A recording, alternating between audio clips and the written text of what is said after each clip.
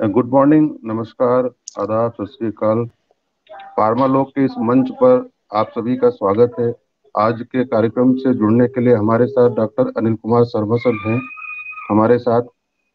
आज हम doctor Anil Kumar Sharma sir के आशीर्वचन से और उनके लंबे कैरियर के लंबे अनुभव को हम लोग सर हमसे साझा करेंगे और हमें उनसे बहुत सारी प्रेरणा को सुनने को मिलेगा। तो मैं स्वागत करता हूं डॉक्टर अनिल कुमार शर्मा सर का फार्मा लोग के इस मंच पर।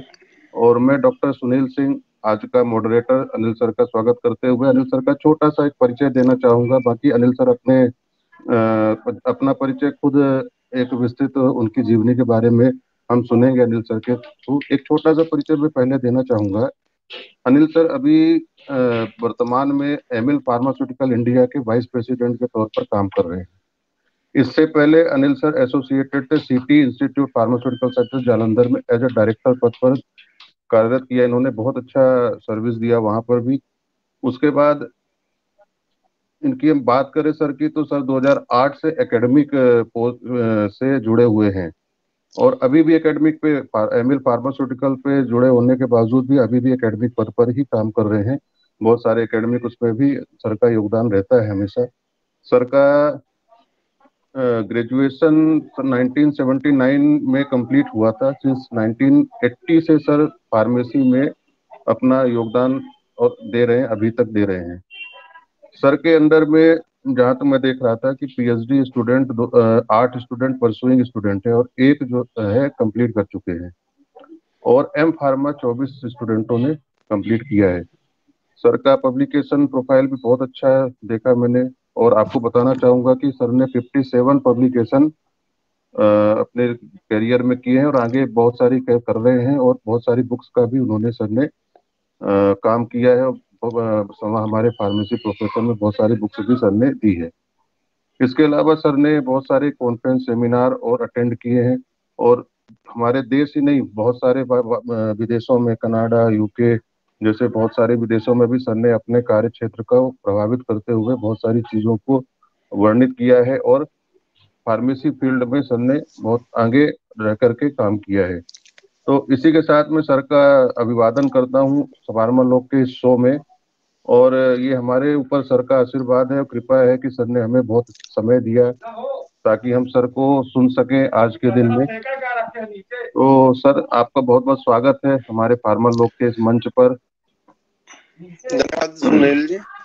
सर, और आपने सर थैंक हमें यू सर। एक इंटरेक्शन करने का मौका दिया, बहुत अच्छा बात है। हम उम्मीद करते हैं कि जो कंटेंट्स इस डिस्कशन निकले वो हमारे प्रोफेशन में उपयोग हो पाए। जी धन्यवाद।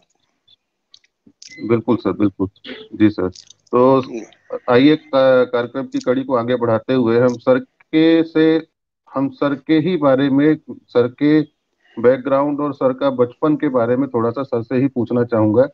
सर, थोड़ा सा आप अपने बचपन के बारे में और अपने बैकग्राउंड के बारे में हमारे दर्शकों को और हमें अनुग्रहित करें सर। जी सर। जी सुनील जी, मैं एक मिडिल क्लास एकेडमिक फैमिली से जुड़ा हुआ हूँ। दिल्ली से ही बॉर्न एंड ब्रॉट हूँ। दिल्ली में ही मेरी प्राइमरी एजुकेशन हुई है। साधारण स्कूलिंग करते हुए मैं फार्मेसी प्रोफेशन में Pusa institute college of pharmacy होता था, जो अब लिप्सार के नाम से फेमस है सभी। और वहां से मेरी ग्रेजुएशन तक की जो एजुकेशन थी वो हुई थी। ग्रेजुएशन से पहले मैंने डिप्लोमा इन फार्मेसी किया था और फिर बी फार्म किया। उस समय दिल्ली में एम फार्म नहीं होता था, तो मैं 79 में LM college of pharmacy Gujarat university से मैंने अपना एम फार्म किया। गुजरात यूनिवर्सिटी में प्रोफेसर CS शाह साहब और डॉक्टर GC भावसर साहब होते थे उस समय हमारे प्रोफेसर्स। और उनका जो डोमिनेटिंग फील्ड था वो प्लांट मेडिसिनल प्लांट्स पर था, फार्माकोग्नोसी फाइटोकेमिस्ट्री से रिलेटेड। तो हमने उस समय में उसी को डोमिनेंस लेते हुए वहां पर अपना एम फार्म एजुकेशन पूरा किया और प्रोफेशन एंट्री मैंने दिसंबर 19 से कैडिला लेबोरेटरीज होती थी उस समय में, वहां से एंट्री किया, जो आज जाइडस ग्रुप के नाम से काफी फेमस है। वहां से मैंने अपनी जर्नी शुरू की प्रोफेशनल सर्विसेज की, इंडस्ट्री को डोमिनेट देते हुए। और इंडस्ट्री को मैंने अपनी स्टूडेंटशिप में ही देखा था। जब मैं मेरा एम फार्म का प्रोजेक्ट कर रहा था, तब मैं काफी प्रभावित था इंडस्ट्री के करिकुलम से और काम करने से और उसकी आउटपुट से। इसलिए मैंने इंडस्ट्री को चूज किया अपने करियर में एंटर करने के लिए। मेरे फैमिली बैकग्राउंड में मेरे फादर एकेडमिशियन रहे हैं आयुर्वेदा फील्ड से, और ग्रैंडफादर एंड फोर ग्रैंडफादर वो आयुर्वेदा चिकित्सा में अपना सहयोग और करियर दे रहे थे। तो इसलिए लगभग मैं चौथी जनरेशन में आया, जिसका शायद बायोलॉजिकली में मेरी एफिनिटी टुवर्ड्स मेडिसिनल प्लांट्स बनती रही, क्योंकि मेरे दादाजी वैद्य थे और घर में ही हम बहुत सारी दवाइयां बनाते थे, तो उसमें एक इंटरेस्ट डेवलप होता गया, पहचान होती गई। और शायद यही एक कारण था कि ईश्वर ने जो डेस्टिनी लिखी मेरी, वो फार्मा में, फार्माकोग्नोस्टिकल फील्ड में हमने काफी काम किया। और चाहे मैं फार्मा इंडस्ट्रीज में टाइम मैंने कैडिला एंड रेनबैक्सी लेबोरेटरीज में काम किया, लेकिन अल्टीमेटली जो डेस्टिनी थी वो मेरी एमिल के साथ में जुड़ी रही। और टेन्योर में लगभग मैंने 25 साल एमिल फार्मास्यूटिकल्स के साथ में एसोसिएट किया on the technical ground. Sir बहुत बहुत धन्यवाद। मेरा जैसा कि परिचय जी, जैसा कि आपने बताया कि आप आयुर्वेदा से शुरू से जुड़े रहे, आपका फोर्थ में, तो स्पष्ट होता है कि फार्माकोग्नोसी ब्रांच आपने क्यों सेलेक्ट करी। हमारे दर्शकों को भी स्पष्ट होगा कि आपने फार्माकोग्नोसी ब्रांच ही क्यों सेलेक्ट करी। तो यहाँ ये क्वेश्चन हमारा एक कम हो गया कि आपने फार्माकोग्नोसी ब्रांच क्यों सेलेक्ट करी। मैं इसमें एक चीज और ऐड करना चाहूंगा मैं इसमें, कि एकेडमिक इंटरेस्ट मुझे शुरू से रहा, क्योंकि मेरे फादर दिल्ली के फेमस आयुर्वेदा कॉलेज के प्रिंसिपल डायरेक्टर थे, प्रोफेसर थे, और वो काफी एकेडमिक एक्टिविटीज में हमको भी असिस्टेंटशिप में इन्वॉल्व रखते थे, तो उससे काफी फैमिलियरिटी जुड़ी रही। और मैंने ये पाया कि चाहे हम टेक्नोलॉजिकली कितना भी एडवांस हो जाएं, लेकिन जो नेचर है, नेचर से ही हम अपना टेक्नोलॉजी को एस्टेब्लिश कर सकते हैं।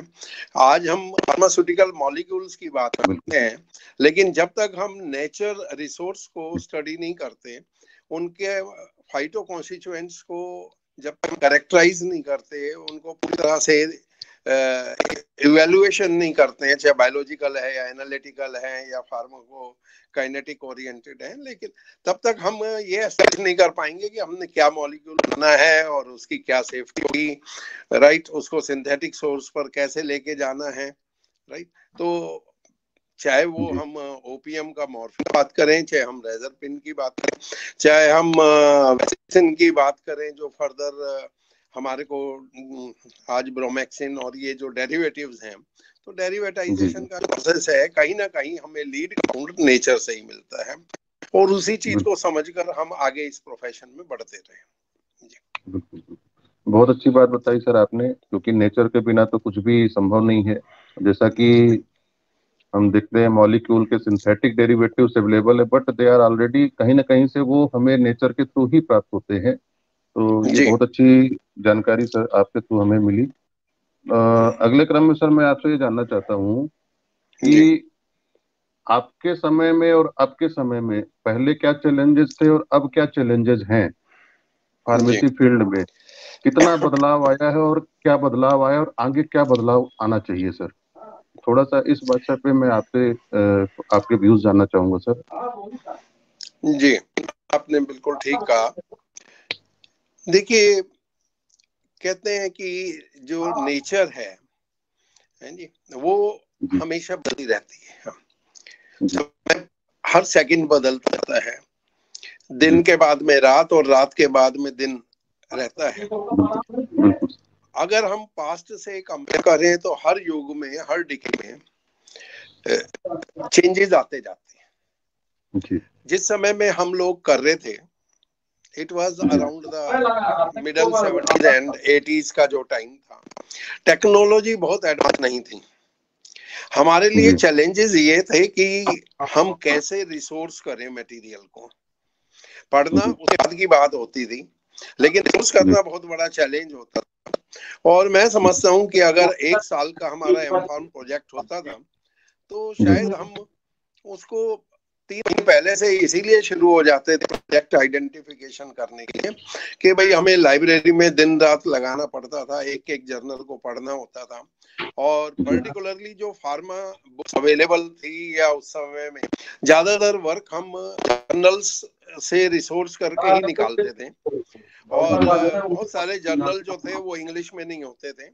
जैसे प्लाटी का जर्नल है वो जर्मन में ही आता था, इंग्लिश में नहीं था, उसका एब्स्ट्रैक्ट इंग्लिश में लिखा होता था। तो हमारे जी प्रोफेसर भावसर साहब जो हैं वो जर्मनी से डरर नेट करके आए हुए थे, डॉक्टर शाह साहब थे, करी साहब थे, ये सब जी बाहर की एजुकेशन लेकर आए थे क्योंकि इंडिया में उस समय फार्मा एजुकेशन इतना एडवांस नहीं था। तो जो हमारे जी मोस्ट ऑफ द प्रोफेसर थे वो अब्रॉड से अपना डॉक्टरेट या पोस्ट ग्रेजुएट करके आए हुए थे, हम उनसे ट्रांसलेशन लेते थे। जो हम रिसोर्स कर लेते थे मटेरियल, उसके नोट्स बनाने होते थे क्योंकि फोटोकॉपियर नहीं होते थे, हमारे जी को ओरिजिनल बुक से ही रेफर करना पड़ता था। आज वो सारी चीजें आसान है, लेकिन आसान जी होने के साथ में अच्छा duration of the study same है। तब भी हम 2 साल में एमफार्म करते थे और अब भी करते हैं। आज जी टेक्नोलॉजिकल एडवांसमेंट की वजह से रिसोर्सिंग बहुत इजी है, लेकिन जी जो फर्क पड़ रहा है मैं समझता हूँ कि वो फर्क है टाइम के साथ साथ जो जनरेशन गैप आता है, जो जनरेशन में थॉट प्रोसेस या नीड ऑफ द लाइफ जो है वो चेंज होती जाती है। मैं अभी कुछ दिन पहले ही एक मैनेजमेंट प्रोग्राम जी का रिव्यू कर रहा, तो उन्होंने बहुत अच्छी बात बताई। उन्होंने कहा जी जब पोस्ट इंडिपेंडेंस इरा में जब लोग काम करने लगे तो उनकी जो नीड थी वो सर्वाइवेबिलिटी थी, सर्वाइवल के लिए जॉब करते थे। अपना जो भी प्रोफेशनल कंट्रीब्यूशन था, चाहे डॉक्टर हैं, चाहे इंजीनियर हैं, चाहे जॉब सर्विसेज में है लोग। लेकिन उसके बाद में जो जनरेशन आई है जिसको हम अपनी जनरेशन मानते हैं, शायद वो सोसाइटल ज्यादा थी कि भाई सर्वाइवल तो चलो हो जाएगा, लेकिन हम थोड़ा अपने आप को एक सोसाइटल कंट्रीब्यूशन में दे पाए बोले। लेकिन आज की जो जनरेशन आ रही है वो जनरेशन कंफर्ट की जनरेशन है, माइंडसेट की जनरेशन है, जिसमें उनको कन्वीनियंस लगेगा। तो आज की डेट में जो एजुकेशन पैटर्न है वो इस तरह से जा रहा है कि हमें इंस्टीट्यूशनली स्टूडेंट्स को उस तरह से लेना पड़ेगा जिस तरह से उनके थॉट है। हम उनसे कितना बेटर उनको गाइड कर सकते हैं, किस तरह से उनका यूटिलाइज कर सकते हैं उस समय के। अगर आज भी हम जी एजुकेशन प्रोसेस को वही हिसाब से लेकर चले जैसे हम पढ़े थे तो वो शायद मेरे ख्याल से जी ज्यादा रिजल्ट ओरिएंटेड नहीं होगा। तो ये एक जी बहुत बड़ा इसमें प्रोसेस है, उसमें इनोवेशन होना चाहिए, उसमें आज के जी चैलेंजेस बहुत होने चाहिए, हमारे ग्लोबल वॉरियर्स जी हमें बनना है, राइट। तो ये सारी चीजें फोकस्ड हैं जो जी कि आज से 40 साल पहले हम नहीं सोच पाते। बिल्कुल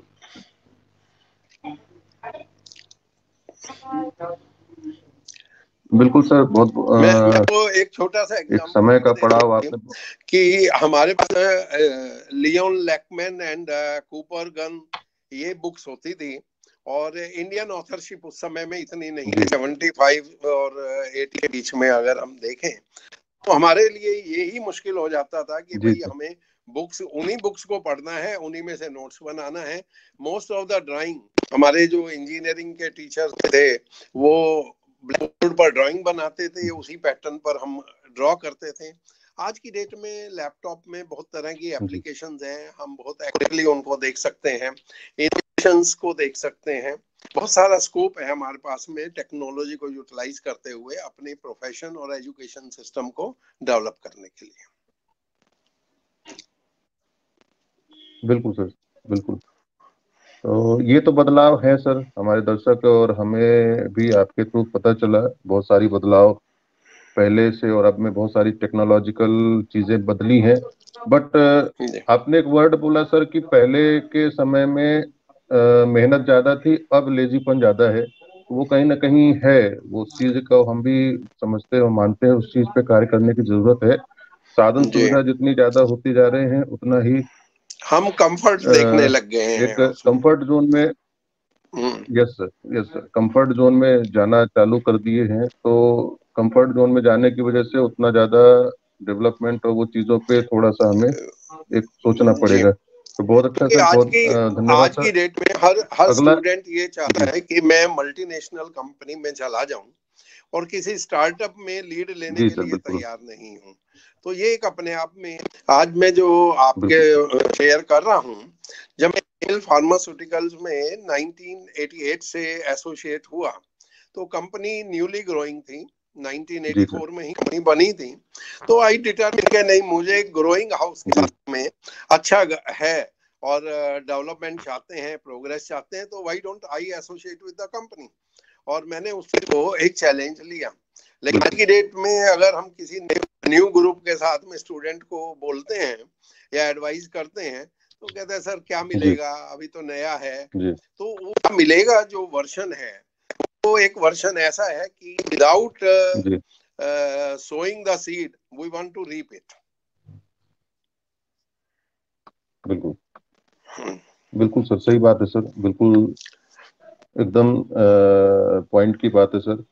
जी, अगला मेरा एक सवाल है सर, दर्शकों के लिए। दर्शक को इस चीज को थोड़ा सा जानना चाहेंगे, हम भी ये जानना चाहेंगे कि जी, आपने एकेडमिक में भी काम किया है सर, एकेडमिक प्रोफेशन से भी लगातार जुड़े रहे हैं सर, और जी, इंडस्ट्री प्रोफेशन पे भी लगातार आपकी सेवाएं रही हैं सर, और अभी भी जी, आप दोनों में ही मतलब आपका सेवाएं हैं, जहाँ तक मैं मानता हूँ सर। तो आपको सर एकेडमिक और इंडस्ट्री में बीच में जो गैप है सर, वो जी। क्या गैप आपको, आपका, क्योंकि आपने बहुत लंबा अपना कैरियर समय दिया है सर, तो आपके अनुभव को हम हमारे दर्शकों को समझाना चाहेंगे आपके थ्रू कि आपका अनुभव क्या रहा सर, जो गैप है वो क्या है सर, और क्यों है। देखिए, जी बेसिकली सर।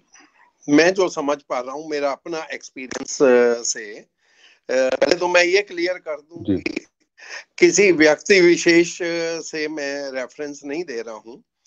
एकेडमिक्स में भी बहुत हमारे जी स्टालवार्ड्स जी हैं जिन्होंने बहुत मेहनत की है, और शायद उनके नॉर्म्स इंडस्ट्री से भी बहुत डेकोरम में रहे हैं और स्ट्रिक्ट रहे हैं। मैं आज याद कर रहा जी हूँ सर। प्रोफेसर हरकिशन सिंह जी की भी, चंडीगढ़ यूनिवर्सिटी में, पंजाब यूनिवर्सिटी में साहब प्रोफेसर थे, जी डीन सर। थे। और जी इसी तरह से काफी हमारे लर्नेड प्रोफेसर रहे हैं जो अपने टाइम को बहुत ज्यादा यूटिलाइज करते हैं। तो एक गैप मैं देख रहा जी। हूँ एकेडमिक्स में और इंडस्ट्री में, वो ये है कि there is no interface. Interface होना बहुत जरूरी है। ओके। जी सर। एकेडमिक इंस्टीट्यूशंस, जी चाहे वो रेगुलेटरी बॉडीज इनिशियली यूजीसी के पास में थी यूनिवर्सिटीज को थ्रू, या फिर हम कहें कि एआईसीटी हुई, या हमारी फार्मेसी काउंसिल ऑफ इंडिया है, इन्होंने एकेडमिक इंस्टीट्यूशन को बहुत अच्छा डेवलप किया, अपनी कंट्रीब्यूशंस दी, एक डेकोरम बनाया, यूनिफॉर्मिटी बनाई, बहुत अच्छा काम किया। लेकिन वहां पर काफी जो institute, majority of the institutes हैं, वो अपनी वैल्यू एडिशंस नहीं कर पाए। उन्होंने सिर्फ उसको एक लीगलिस्टिक मेजरमेंट मानकर वहां तक ही कंफर्म करने की कोशिश की कि भाई ये हमारे को करिकुलम मिला है, ये कंटेंट्स मिले हैं। और अब तो खैर काफी यूनिफॉर्मिटी आ गई है, अदरवाइज हम देखते थे कि पीसीआई का सिलेबस कुछ और कह रहा है और यूनिवर्सिटी का सिलेबस कुछ और कह रहा है। तो वो भी एक कॉन्फ्लिक्ट आपस में चलता रहता था, थोड़ा सा लास्ट डिकेड्स में अगर हम बात करें। लेकिन अभी काफी परफेक्ट आ गया है। एआईसीटी ने भी अपना कंट्रीब्यूशन ड्यूरिंग टेन्योर काफी दिया है और अब भी ऑप्शनल है। मैं जो समझ पा रहा हूँ वो ये है कि एकेडमिक्स की जो डेवलप है, हम सिर्फ उसी को ही मेंटेन करने के लिए रह जाते हैं। और with all due regards to our pharmacy council of India, एक टाइम में उनका जो फोकस था वो ये था कि फार्मा प्रोफेशन को उन्होंने क्लिनिकल ओरिएंटेड ही रखा था। उसी वजह से वो स्टेट रजिस्ट्रेशन है और लेजिस्लेटिव पार्ट था, सारा था। लेकिन उनका scope beyond the academics and beyond the paramedical services, इससे ज्यादा उन्होंने स्कोप को अभी तक इंक्लूड नहीं किया है। और अगर आप आज भी डेकोरम देखते हैं तो एक्सेप्ट वन और टू इंडस्ट्रियल रिप्रेजेंटेटिव, कोई एडवाइजरी बोर्ड में या काउंसिल में मेंबर होंगे। अदरवाइज अभी तक वो इंडस्ट्रीज एज द इंडस्ट्री उसका रिकॉग्निशन नहीं है। और किसी भी प्रोफेशन में, ओनली फॉर फार्मेसी, आज हम इंजीनियरिंग की बात करते हैं, आज हम इंटरनेट टेक्नोलॉजी की बात करते हैं, आईटी इंडस्ट्रीज है, हमारी कंप्यूटर सर्विसेज हैं। क्या आप मानते हैं कि आज ये टेक्नोलॉजी इतनी एडवांस हो पाती है अगर माइक्रोसॉफ्ट या गूगल या जो भी हमारी आईटी इंडस्ट्रीज है वो इसमें डोमिनेट नहीं करती? तो जबकि प्रोफेशन में मैं समझता हूं कि जितनी आज इंटरेक्शन है, इससे ज्यादा इंटरेक्शन तो आज से 40 साल पहले थी। कोई प्लेटफॉर्म पे नहीं थी। एक इंस्टीट्यूट किसी भी कंपनी के साथ अपने आप को एसोसिएट कर लेता था। इंस्टीट्यूट की रिक्वायरमेंट होती थी कि भाई नेटवर्किंग में या हमारे को जो फैसिलिटी चाहिए वो दे दी जाए। मैं एग्जांपल लेता हूं, मैं एलएम ऑफ फार्मेसी अहमदाबाद में था, तो कैडिला लेबोरेटरीज के साथ में हमारी बड़ी अच्छी एसोसिएशन थी। और एसोसिएशन इसलिए अच्छी थी कि कैडिला के जो फाउंडर मैनेजिंग डायरेक्टर थे, चेयरमैन साहब, विद रिस्पेक्ट रमन भाई पटेल साहब, वो एलएम कॉलेज के एलुमनाई थे। और उनकी हमेशा ये कोशिश होती थी कि मैं कैसे एकेडमिक को एस्टेब्लिश करूं और एकेडमिक से मुझे क्या मिल जाए। तो may be at the individual level, लेकिन वो एक इंडस्ट्री और इंस्टीट्यूशन का इंटरफेस बहुत अच्छा है। इसी तरह से अगर हम बात करते हैं जो भी रीजनल है, हमारा बॉम्बे में कॉलेज है और उनका बहुत अच्छा मल्टीनेशनल्स कंपनी के साथ में बहुत अच्छी एसोसिएशन थी। वुड्स कंपनी में श्री सीएल कोल साहब होते थे, उनसे हमारा बहुत अच्छा एसोसिएशन रहता था। क्योंकि एकेडमिक्स के बगैर इंडस्ट्री अधूरी है और इंडस्ट्री के बगैर एकेडमिक अधूरी है। तो ये जो एक बहुत बड़ा गैप है, ये गैप हमारा, मैं समझता हूँ कि शायद हमें इंस्टीट्यूशनली उस गैप को करना चाहिए। नंबर एक। नंबर दो, जितनी भी हमारी इंटरेक्शन होती है, अब फार्मेसी काउंसिल ने सलेबाई में हमारे को इंटर्नशिप या ट्रेनिंग, इंडस्ट्रियल ट्रेनिंग रखा है, बहुत अच्छी बात है, लेकिन हम एग्जीक्यूशन में बहुत ज्यादा सिंसियर नहीं हो पाते हैं। और सिंसियर नहीं हो पाने में कहीं ना कहीं स्टूडेंट के साथ में हम तीनों ही स्टेक होल्डर का अपना अपना रोल है। स्टूडेंट को थोड़ा सा, क्योंकि जो एकेडमिक डेमोक्रेसी है उसको वो चाहिए कि मेरा मन किया तो मैंने पीरियड अटेंड कर लिया और मन किया तो नहीं किया, जो कि इंडस्ट्री में नहीं चलता, right. Majority of the institute इस बारे में देखते भी नहीं है कि वाकई में लड़के ने कहीं जाकर कुछ सीखा है या नहीं सीखा। तो उनका जो फोकस होता है वो ये होता है कि भाई ठीक है, आपने ट्रेनिंग करनी है, आप हमसे लेटर ले जाइए, इंडस्ट्री का नाम भी खुद ही भर लेना, ठीक है, और इंडस्ट्री ने सर्टिफिकेट दे दिया, आप हमें दे दीजिए, आपकी कॉम्प्लायंस। तो वो चीज नहीं होनी चाहिए। मुझे लगता है कि एक डिवोशन हमें, we are to inspire the student about the industry, और उस इंस्पिरेशन के लिए हमें इंडस्ट्रियल डेलीगेट्स को बीच में सिस्टम में इन्वॉल्व करना चाहिए, चाहे वो रेगुलेटरी पार्ट पर हो, चाहे वो एकेडमिक पार्ट पर हो, चाहे जॉइंट प्रोजेक्ट्स हो, कुछ इस तरह का इंटरेक्शन होना चाहिए, ऐसा मेरा अपना मानना है। जी सर, बिल्कुल। तो सर कुछ पॉइंट और जानना चाहूंगा आपके थ्रू, आपने बहुत अच्छा एक्सप्लेन किया सर। एक पॉइंट और जानना चाहूंगा कि जैसे आपने एक पॉइंट अभी बोला कि हमें कुछ इंडस्ट्री पर्सन्स को जोड़ना पड़ेगा, लेकिन इतना सफिशियंट है क्या इंडस्ट्री एकेडमी इंटरेक्शन को बढ़ाने के लिए? सर और क्या क्या सुझाव हैं आपके सर, और क्या क्या हम लोग कर सकते हैं, जो कि हम भी एकेडमिक पार्ट से जुड़े हुए हैं सर, तो हमारी तरफ से और इंडस्ट्री की तरफ से हम और क्या क्या कर सकते हैं जिसके थ्रू हम फार्मेसी फील्ड में सर इंडस्ट्री एकेडमी इंटरेक्शन को हम बहुत ज्यादा बढ़ावा दे सकें सर? जी देखिए, इसके लिए मैं ये सजेस्ट करूंगा कि जो एस्टेब्लिश इंडस्ट्रीज हैं, मैं नहीं जानता कि क्या इंटरेस्ट होगा स्मॉल स्केल सेक्टर का, जहाँ मैन पावर की डेफिशिएंसी अदरवाइज भी हो सकती है या उनका यूटिलाइजेशन हो सकता है। लेकिन अभी मैं रेफर कर रहा था तो 2 यूनिवर्सिटीज आर देयर जिन्होंने, प्राइवेट यूनिवर्सिटीज हैं, उन्होंने इंडस्ट्रीज के साथ में अपना कोलैबोरेशन किया कि आप हमें हमारे से जो चाहिए वो आप हमारे ले लीजिए, क्योंकि इंडस्ट्री अप्लाइड रिसर्च की तरफ जाती है। बेसिक रिसर्च उनको एकेडमिक इंस्टीट्यूशन से ही चाहिए होता है, and in lieu that they offer services from themselves. और एक चीज मैं और बताता हूँ, most of the industries they don't contribute to fetch the money, क्योंकि उनको पता है कि पैसा तो हम ही कमा लेंगे, हमको अच्छी चीजें मिलती जाएं एकेडमिक इंस्टीट्यूशन से, तो उसको कमर्शियल कन्वर्शन करना जो है वो तो इंडस्ट्री बहुत अच्छी तरह जानती है, राइट। अब उसमें ये है कि उसमें इनवाइटेड गेस्ट लेक्चर्स हो सकते हैं, उसमें इंडस्ट्री के पार्ट पर विजिटिंग थोड़ी सी कम होती है, लेकिन इंडस्ट्रियल डेलीगेट्स इंस्टीट्यूशन में एट लिबर्टी आ जाते हैं। अभी मैं बद्दी में लेडीज लैब है, मैं पता कर रहा था, उनके कुछ प्रोफेशनल्स ऑफिशियली किसी यूनिवर्सिटी के साथ, पंजाब की यूनिवर्सिटी के साथ जुड़े हुए हैं, और everything is on official platform. वो उनके रिसर्च कंट्रीब्यूट करके देते हैं, एनालिटिकल मेथड डेवलप करके देते हैं, क्योंकि इंडस्ट्री कहती है हम इन चीजों में ज्यादा समय नहीं लगाना चाहते, तो हमारे से सर्विसेज ले लो और आप हमारे को इस तरह के प्रोटोकॉल तैयार करके दे दें, तो वो ज्यादा अच्छा है।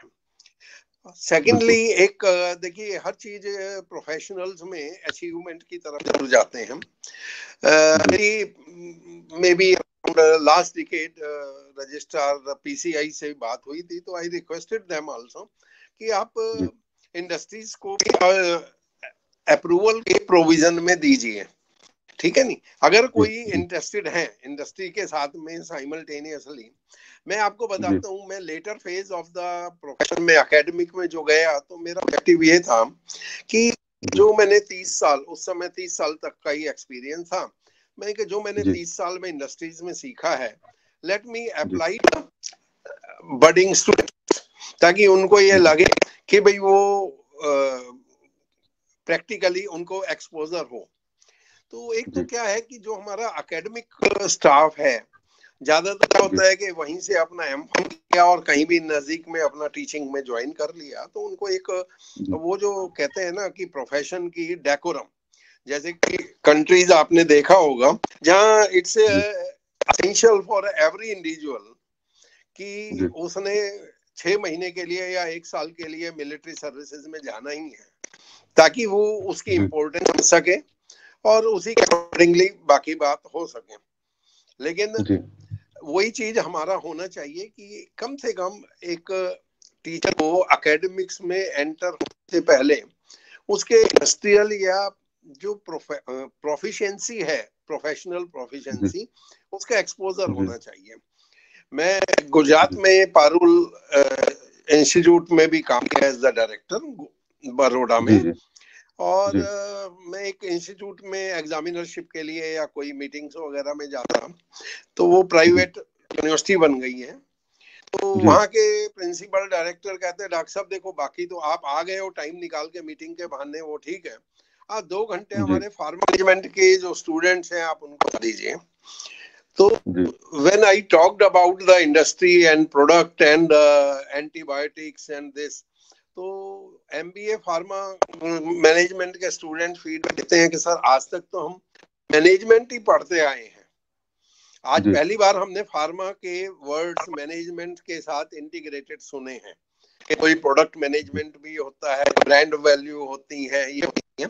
तो मुझे ये लगता है कि चाहे वो टीचर ड्यूरिंग द सर्विसेज उसको 3 महीने 6 महीने, जैसे गवर्नमेंट सर्विसेज में आप देखते हैं कि स्टडी मिलती हैं, इस तरह से हमारे यहाँ AICTE और PCI रेगुलेटरी बॉडीज भी देती हैं, तो इनकी स्टडी लीव में कहीं ना कहीं इंडस्ट्रियल करिकुलम, या जरूरी नहीं इंडस्ट्री, हम बहुत सारी चीजें जानते हैं, जैसे पिछले 20 साल में जितना हमारी प्रोफेशनल डेवलपमेंट हुई है, CROs बने हैं, हम CROs के बारे में एकेडमिक इंस्टीट्यूशन में कुछ जानते ही नहीं है। क्रायो बैंकिंग का कॉन्सेप्ट हुआ है, हम उसमें नहीं जानते।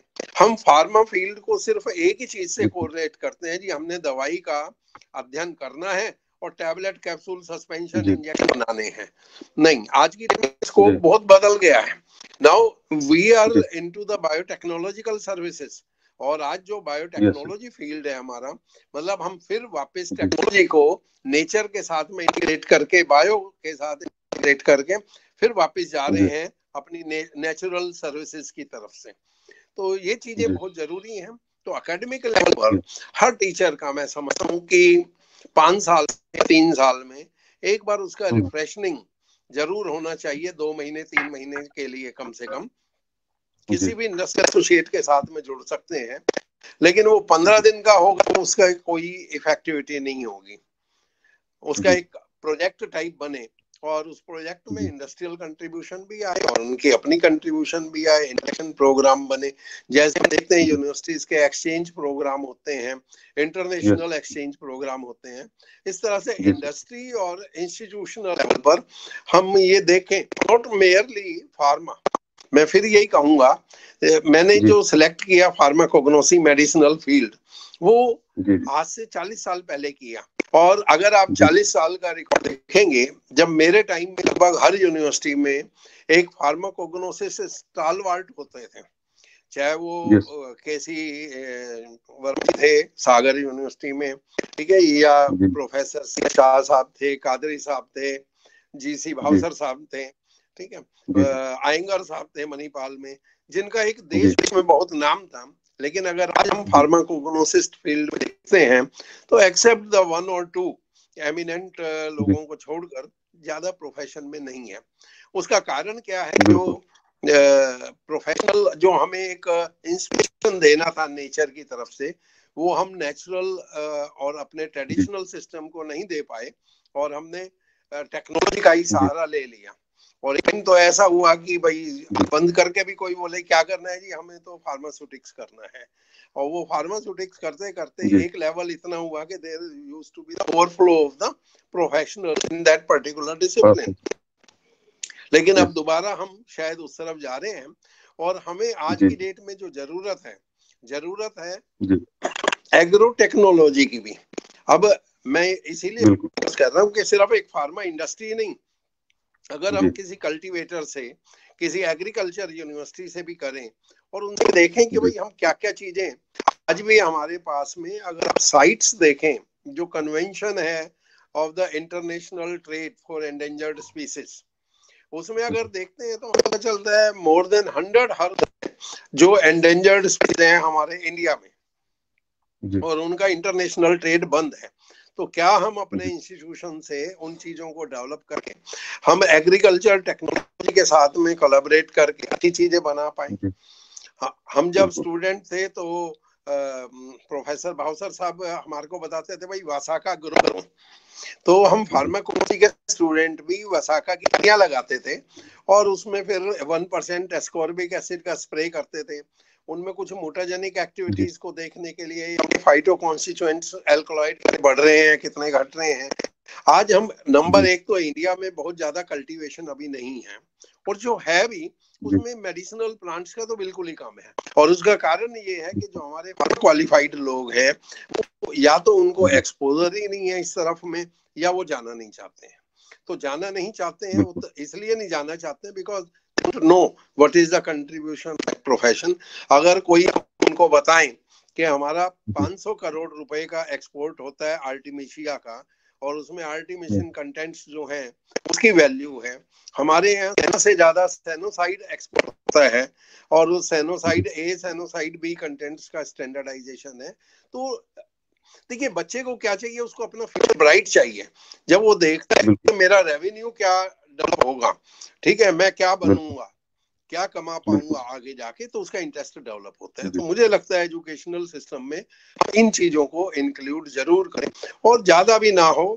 तो ये प्रपोजल है रेगुलेटरी अथॉरिटीज से कि इंडस्ट्रियल या जो इंटीग्रेटेड प्रोफेशनल अप्रोच है, स्टडी है, ये मैंडेट होना चाहिए हर टीचर के लिए ड्यूरिंग द कोर्स, या एलिवेशन में इसका एक क्राइटेरिया डालना चाहिए।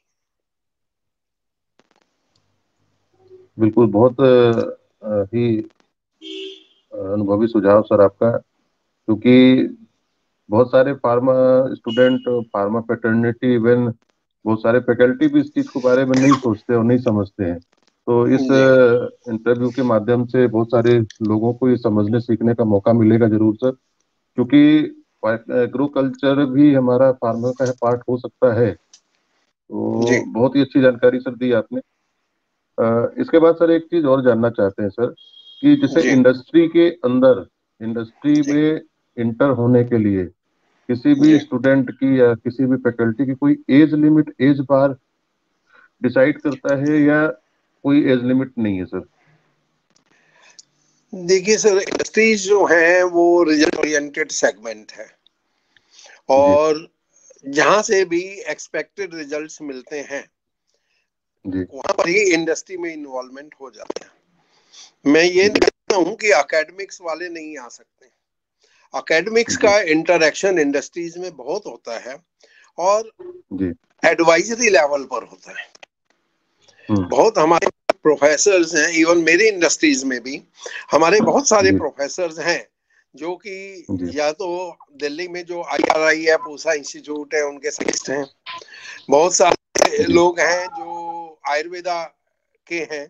बहुत सारे लोग हैं जो फार्मा फील्ड से हैं। जी क्योंकि मैंने जैसा बताया कि यूनिवर्सिटी में जी हमारी जामिया हमदर्द से बहुत अच्छी एसोसिएशन है, all India institute of medical sciences से बहुत अच्छी एसोसिएशन है, बनारस हिंदू यूनिवर्सिटी से जी हमने काफी अच्छा एसोसिएशन किया हुआ है, दिल्ली में ANU जी दिव्या कॉलेज है दिल्ली यूनिवर्सिटी का, उनके साथ हम जुड़े हुए हैं।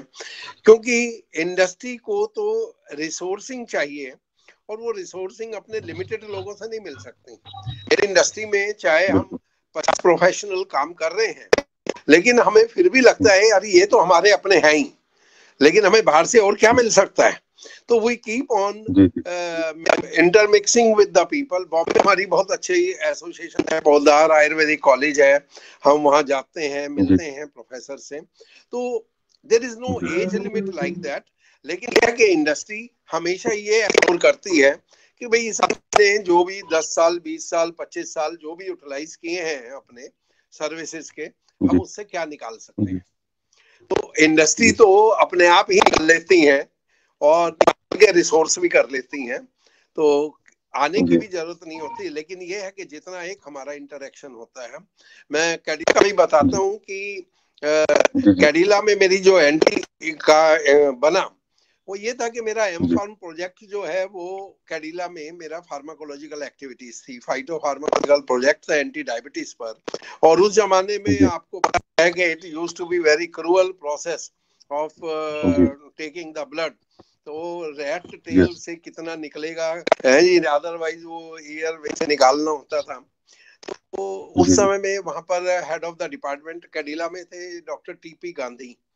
तो गांधी साहब की जी बुक्स आपने देखी होंगी, फार्माकोलॉजी में भी थी। जी जी और जी उन्होंने ग्लूकोमीटर इंपोर्ट किया था उस समय जर्मनी से। तो मेरा जी यही इंटरेस्ट था कि भाई मेरे को क्रुएलिटी नहीं करनी पड़ेगी, और एक ड्रॉप ब्लड से ही मैं ब्लड शुगर मॉनिटर कर लूंगा।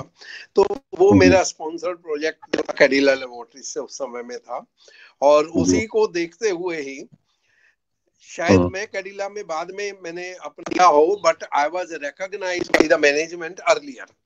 यार ये लड़का जी ठीक है, आता रहता है, काम करता है, रात को भी बैठा रहता है, इसकी कॉलेज की जी फीडबैक भी अच्छी है, ये है। तो when I officially appeared for the interview, probably they were in the mind कि नहीं इसको तो हमने रोक ही लेना है।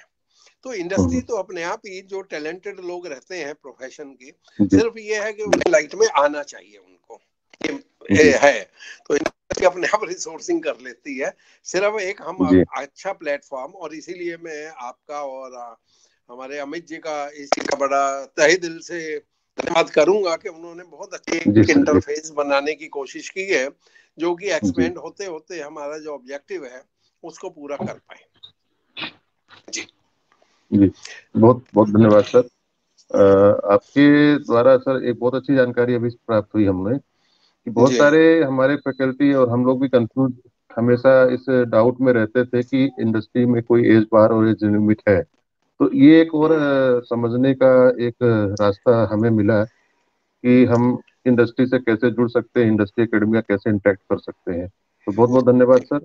सर एक चीज और आपसे समझना चाहेंगे, हमारे दर्शकों को भी एक जानकारी साझा कर होगी आपके थ्रू, कि जी जो करिकुलम है सर हमारे फार्मेसी का करिकुलम जो है, क्योंकि जी आप इंडस्ट्री में भी रहे, एकेडमिक में भी रही है, तो करिकुलम थोड़ा हम्म बदला तो है। हमारे फार्मेसी का अभी चेंज हुआ है, ऑनरेबल PCI ने चेंज किया है करिकुलम। तो जी सर पुराने करिकुलम अभी करी के करिकुलम में और आगे क्या और चेंज कर सकते हैं ताकि हमारा फार्मेसी फील्ड और ब्राइट हो? तो कुछ जी सजेशन सर बिल्कुल, आपके अगर।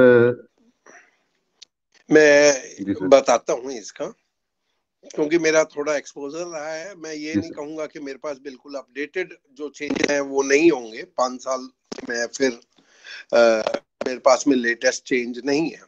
जी देखिए, करिकुलम जो होता है किसी भी कोर्स जी जी का, उसमें 4 तरह की जी जानकारियां दी जाती हैं।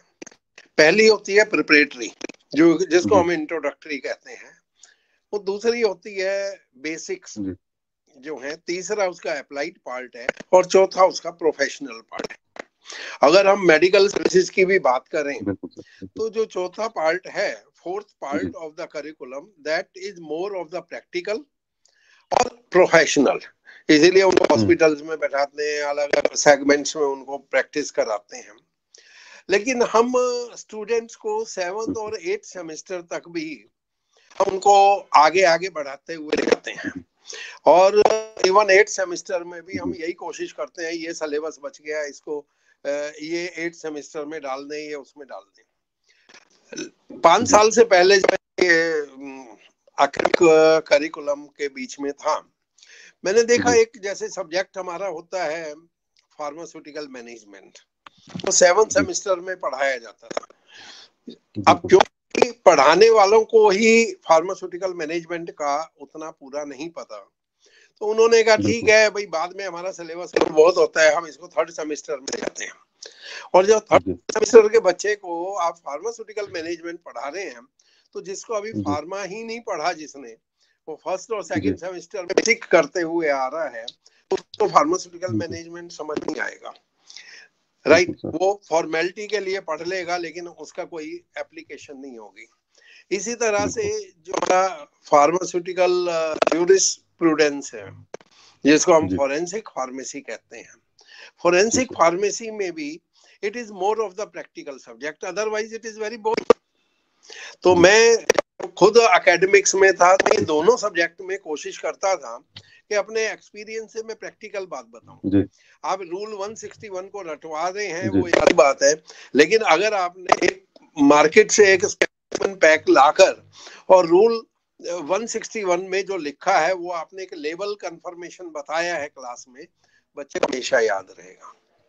जी राइट, तो जो पैटर्न ऑफ द टीचिंग है, उसमें जितना हम प्रैक्टिकल एस्पेक्ट, जो ज्यूरिस है और जो आपका जी फार्मास्यूटिकल मैनेजमेंट, इंडस्ट्रियल फार्मेसी है, ये सब मैच्योरिटी ऑफ द करिकुलम की जी तरफ 6ठे 7वें 8वें सेमेस्टर में हमें बताना चाहिए, जब बच्चा बिल्कुल ही जी फील्ड में जाने के लायक बन जाए। अब हम उसको 2nd ईयर के कहते हैं जी आप इंडस्ट्री में चले जाओ। अब उसको टैबलेट की डेफिनेशन नहीं पता, उसको डाइपन सेट क्या होता है ये नहीं पता, ना वो अंदर से जी पूछ सकता है इंडस्ट्री से, ना इंडस्ट्री वाले उसको समझा सकते हैं। उसको ये जी लगता है जी मुझे तो कुछ आता नहीं है, तो वर्कर जो है वो भी टेक्निकल बात कर रहा है। तो मुझे ये लगता है जी। कि जो वेरी ब्रॉडली स्पीकिंग जो प्रैक्टिकल पार्ट है उसको लास्ट में लाना चाहिए, 7th और 8th सेमेस्टर में। इंजीनियरिंग में भी ऐसा होता है, और हो सकता हो तो 2 महीने 3 महीने का, कम से कम 3 महीने का एक टाइम इंडस्ट्रियल के साथ में एसोसिएशन भी करनी जी चाहिए, ताकि उनको एक प्रैक्टिकल एक्सपोजर हो। बिल्कुल। और वो इंडस्ट्रियल क्या हो, देखिए बिल्कुल। एक इंडस्ट्री कहना बहुत आसान है, लेकिन इंडस्ट्रीज के भी काफी जी सेगमेंट है। बहुत सारे लोग बिल्कुल। शायद आपके क्वेश्चन में अभी नया आगे आने वाला होगा। बहुत जी इंपॉर्टेंट पार्ट जो है वो है एप्टीट्यूड एंड एटीट्यूड। आप यस सर। एप्टीट्यूड तो दे देते हैं, लेकिन उसका जी एटीट्यूड जो है वो अभी मिसिंग है। और यही एक बिल्कुल। कारण है कि जब बच्चा पढ़कर 4 साल पढ़कर या पोस्ट ग्रेजुएशन करके भी बाहर आता है, तो वो अपना जी एटीट्यूड जो उसका इनबॉर्न एटीट्यूड है वो उसी में रहता है, एक्वायर्ड जी एटीट्यूड उसमें डेवलप नहीं होता, जिसकी वजह से वो जी प्रोफेशन को या इंडस्ट्री को फेस नहीं कर पाता, तो वो वहां पर डिप्रेस हो जाता है। आपने सुना होगा जी, जी मैंने 15-20 हजार की नौकरी मिल रही है, लेकिन जी वो ये नहीं देखता कि वही 15-20 हजार की नौकरी स्टार्ट करके उनके जो सीनियर्स हैं, जो एलुमनाइज हैं, वो कहाँ तक पहुंचे। हम अपने बिल्कुल सर। कॉलेज के वैल्यू एडिशन में अगर जो हमारे एलुमनाइज हैं, जो पुराने इंस्टीट्यूट्स हैं, उनके जी एलुमनाइज लिस्ट हो जो कि हमारे जी लिए रेफरल बने। जी सिटी कॉलेज में भी था, तो जो हमारे एलुमनाई से जो इधर उधर एंटरप्रेन्योरशिप में चले गए या मार्केटिंग में मैनेजर्स बन गए, ये बन गए, तो I used to invite them कि भाई आप आगे से जरा आधा घंटा बच्चों को कुछ समझा दो, तो एक अलग से बात होती है। और जब एक प्रैक्टिकल लेवल पर बात बताई जाती है उन्हें एलुमनाई से, तो बच्चों में स्टूडेंट मोटिवेशन आती है, और वो मोटिवेशन बहुत जरूरी है। तो एटीट्यूड डेवलप करना, जैसे मैंने आपको बताया कि एक फेज के बाद 1980 और 85 के बाद में ग्रेजुअली लोगों का प्लांट से इंटरेस्ट खत्म हो गया। और क्यों खत्म हो गया? क्योंकि हमारी जो मेडिकल सर्विसेज है वो डोमिनेट करने लगी, एलोपैथिक सिस्टम डोमिनेट कर रहा था, और हमने अपने आप को फार्मा प्रोफेशन को कन्फाइंड कर लिया only with the allopathic system. आप अगर आयुर्वेदिक इंडस्ट्रीज देखते हैं, आपको कितने प्रोफेशनल्स मिलेंगे उसमें? हार्डली। जितने उनकी फार्मा ऑक्यूपेंसीज हैं, मेरे ख्याल से हर जगह पे 2, 4, 5 लोग होंगे, इससे ज्यादा नहीं है। उसका कारण क्या है कि हमने कहा नहीं, आयुर्वेदिक ट्रेडिशनल है, कुछ जड़ी बूटी से क्या होता है। लेकिन आज के पेंडेमिक में अगर आप देख रहे हैं, तो चाहे ये गवर्नमेंट की कंट्रीब्यूशन है या आज की सिचुएशन ऐसी है कि we are back to the natural system. तो ये जो थेरेपी सेगमेंट है, ये टाइम के साथ साथ चेंज होता रहता है। आपने मेरे से एक पूछा था कि जी पहले क्या था और अब क्या था, लेकिन फार्मा सिस्टम का भी अगर बताता तो हमारी थेरेप्यूटिक सेगमेंट ये चेंज होती रहती है। अगर आप 1950s की बात करें, 1950s में या उसके अर्लियर फेज में एनाल्जेसिक मार्केट और पेन किलर जो है उनकी डोमिनेटिंग मार्केट थी। तो need of the market was the pain killer. उसके बाद में जब 50s से लेकर 70s तक का जो फेज था, उसमें हम एंटी बैक्टीरियल और एंटीबायोटिक सेगमेंट्स में ज्यादा डोमिनेट करते रहे, और वो सीरीज हमारी आज तक भी जारी है। शायद हमने 25, 30, 40 एंटीबायोटिक मॉलिक्यूल्स को डेवलप कर लिया, राइट, और हम आगे बढ़ते भी जा रहे हैं, ठीक है। उसके बाद में जो फेज आया उसमें मेटाबॉलिक डिसऑर्डर्स आया, हार्ट प्रॉब्लम होने लगी, कोलेस्ट्रॉल लेवल बढ़ गया, डायबिटीज रिकॉग्नाइज हुई, एंटी डायबिटिक ड्रग्स की डेवलपमेंट होने लगी, और उसमें अलग अलग मॉलिक्यूल, पहले जब हम सल्फा ड्रग यूज करते थे, टोलबुटामाइड को यूज करते थे, ये हमारे ग्लाइबेनक्लामाइड और गिल्पाइड और ग्लिपिजाइड्स, इनकी डेवलपमेंट होने लगी। तो मेटाबॉलिक डिसऑर्डर्स आगे आने लगे। लेकिन आज का जो फेज है वो इम्यूनिटी का है। अब इम्यूनिटी फेज में अगर हम स्टूडेंट को आज डेट में एजुकेशनल इंस्टीट्यूट में ये नहीं बताएंगे कि अब आप अपनी बायोटेक्नोलॉजिकल एडवांसमेंट कीजिए, वो हमारे करिकुलम में बहुत अभी नहीं है। अगर हम पहले का भी फेज लें जिसमें हम सर्जिकल इक्विपमेंट्स की बात कर रहे हैं, रेगुलेटरी अथॉरिटीज ने सिरिंजेस को और नीडल को और ये जो हमारे डायग्नोस्टिक कंपोनेंट्स इनको ड्रग तरह ले लिया, लेकिन हमारे जो करिकुलम है उसमें बहुत ज्यादा एडवांसमेंट उसमें नहीं आई है। और आती ऐसे क्योंकि जो हमारे एजुकेशनल इंस्टीट्यूट्स हैं उसमें जो टीचर हैं, अगर उन्हीं को एक्सपोजर नहीं होगा वो आगे क्या कन्वे करेंगे। तो मेरा ये मानना है कि समय के साथ साथ पास्ट प्रेजेंट फ्यूचर को देखते हुए एक सीरीज में हमारा जो मार्केट के हिसाब से इंडियन फार्मास्यूटिकल मार्केट अपने आप में बहुत बड़ी मार्केट है। वी आर द पीपल जो 40% जो यूएस में एक्सपोर्ट होता है वो इंडिया से होता है। 40% ऑफ द जेनरिक मेडिसिन वो हमारा इंडिया से होता है। That itself is a very big figure, right. और यूरोपियन कंट्रीज में we are the major seller.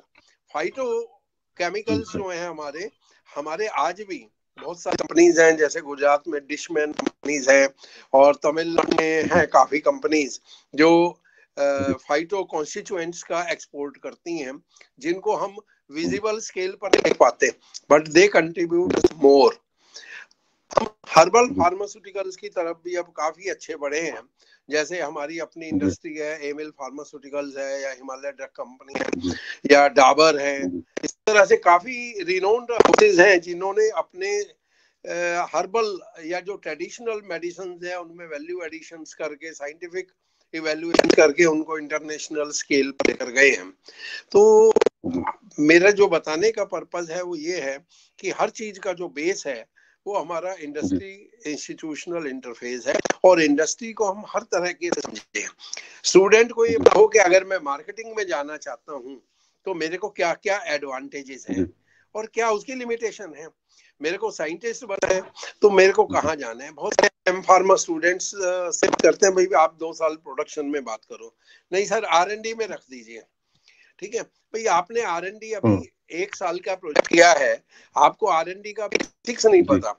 जब तक लेवल पर देखिए, सिविल इंजीनियर कितना भी स्ट्रांग हो जाए, लेकिन जब तक वो साइट पर जाकर खड़ा नहीं होगा हेलमेट लगाकर, ठीक है, तब तक उसको ये नहीं पता चलेगा कि मुझे क्या करना है प्रैक्टिकली।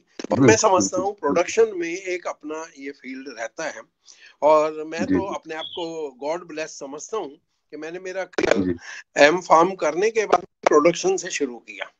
और एक मैं जस्ट लेसन के तौर पर एक हमेशा जो मेरे को याद रहता है, तो जब 1980s में मैंने कैडिला ज्वाइन किया था, तो प्रोबेबली मैन्युफैक्चरिंग यूनिट में I was the first non Gujarati person.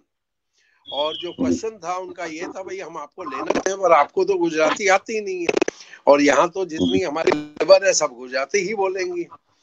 तो मैंने कही कोई बात नहीं, मैं सीख लूंगा। ठीक है, तो बोले अच्छा सीखोगे आप? मैं कहा हाँ जी मैं सीख लूंगा और बोलने भी लगूंगा। तो 6 महीने के बाद हमारे वर्क्स मैनेजर एक बार मेरे को ऐसे ही मिल गए, तो और शर्मा जी कैसे हैं आप? मैं कहा ठीक है सर। तो आपने तो कहा था आप गुजराती सीखोगे। मैंने कहा सर ऐसा ऐसा हिंदी आ गई है। ठीक है, तो कहने का पर्पज ये है, आपका ये एटीट्यूड होना चाहिए कि जिनसे आप इंटरेक्ट कर रहे हैं, तो अगर मैं रुक जाऊं, नहीं जी मुझे गुजराती तो आती नहीं है, मैं क्या करूंगा। No doubt I learn Gujarati, क्योंकि बहुत सारे सर्कुलर जो आते थे गुजराती में लिखे आते थे, उनको अंडरस्टैंड भी किया। बाद में 5 साल बड़ौदा में भी रहा, पारुल इंस्टीट्यूशन में भी रहा मैं।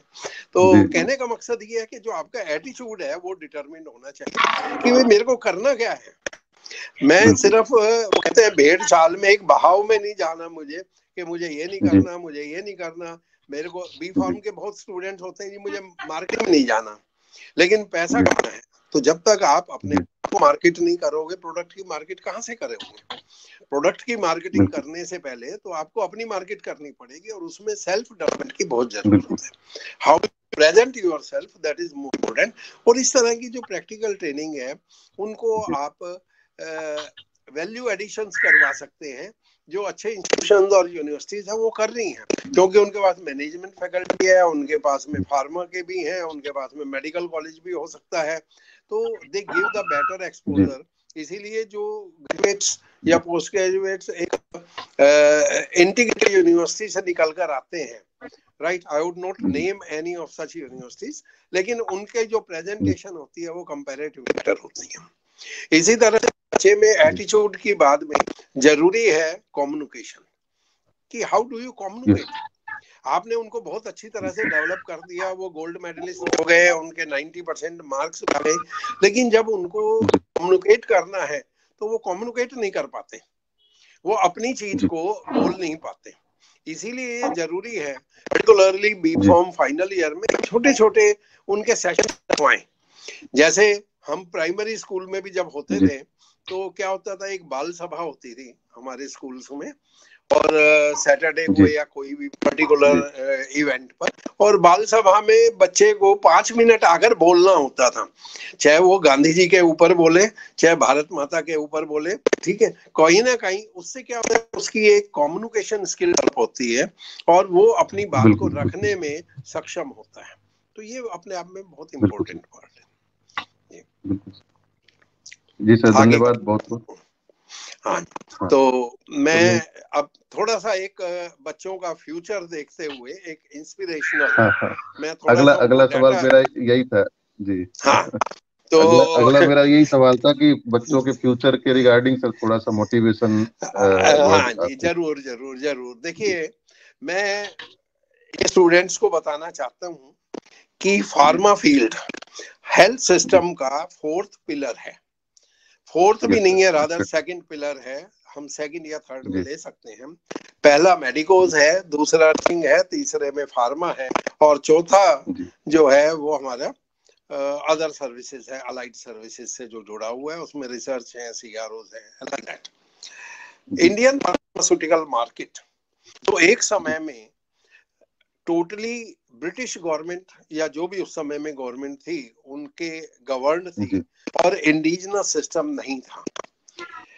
आजादी के बाद में हमारे देश में जागरूकता आई और वो जागरूकता इंडस्ट्रियल रिवॉल्यूशन के साथ में आई, इसमें बहुत सारी कंपनीज 50s और 60s में establish.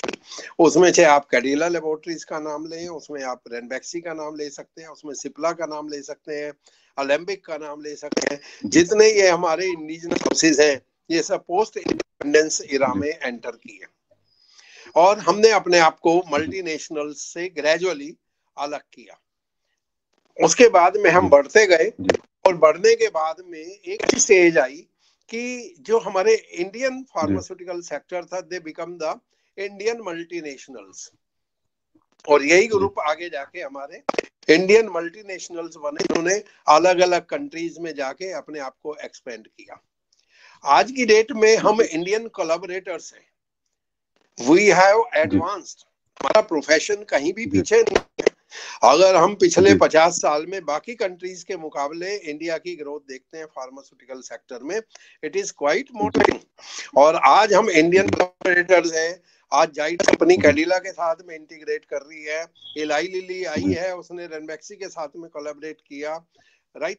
And most of our all Sun Pharmaceuticals है, दाइची कंपनी वो सन फार्मास्यूटिकल्स ने बाई कर ली, राइट। अब आप देखिए कितनी बड़ी बात है कि आज के जो इंडियन हमारे लार्जेस्ट सेक्टर्स हैं, डॉक्टर रेड्डीज लैब है, ये सब अमेरिकन और या बाकी जो एस्टेब्लिश कंपनीज हैं उनके साथ में अच्छी कोलैबोरेशन में है। तो we are at upper platform number. हमारी जो ग्रोथ है इंडियन फार्मास्यूटिकल मार्केट की, क्योंकि देखिए होता क्या है, हमें ये दिखाई देना चाहिए कि भाई हम नेशनल हाईवे पर जा रहे हैं, हमारा जो रनवे है वो फास्ट मूविंग है, तो स्टूडेंट्स को भी मोटिवेशन होगी, भाई मुझे भी दौड़ना है इस दौड़ में। आज हमारा जो सेगमेंट है वो इंडियन फार्मास्यूटिकल मार्केट का जो साइज है वो लगभग 1.5 लाख करोड़ का है। 1.5 लाख करोड़ एनुअल टर्नओवर है Indian pharmaceutical market, and on an average which is growing at 9% in the current phase. पहले ये 12 से 14% भी ग्रोथ हमारी इंडियन फार्मास्यूटिकल मार्केट को मिल रही थी, which is much much higher than the global pharma market. Global market में 5 से 7% तक की ही ग्रोथ है। तो Indian pharmaceutical sector is quite prospering. अब आप उससे नेक्स्ट स्टेप पर आते हैं। आज हमारी कोलैबोरेशन इतनी स्ट्रांग है कि हम इंडिया को डेवलप कर रहे हैं। हमारा जो I must be thankful to our current government as well। पिछले गवर्नमेंट्स ने भी काफी अच्छा काम किया है, इसमें कोई दो राय नहीं है, लेकिन जो करंट गवर्नमेंट ने एक ग्लोबलाइजेशन के पार्ट, उसमें हमारा FDI बहुत अच्छा हमको मिला है। एक डाटा देख रहा था तो around $20 billion FDI foreign direct investment हमारी 2019 में हुई है, राइट। इतना पैसा जो हमारा इन्वेस्ट हुआ है उसी का रिजल्ट है कि आज हम कहीं वैक्सीनेशन बना रहे हैं ग्लोबल पर, हम न्यूअर मॉलिक्यूल्स कर रहे हैं, हमारे जो जाइंट्स हैं, इंडस्ट्रियल जाइंट्स हैं, वो बहुत अच्छे एडवांस लेवल पर काम कर रहे हैं।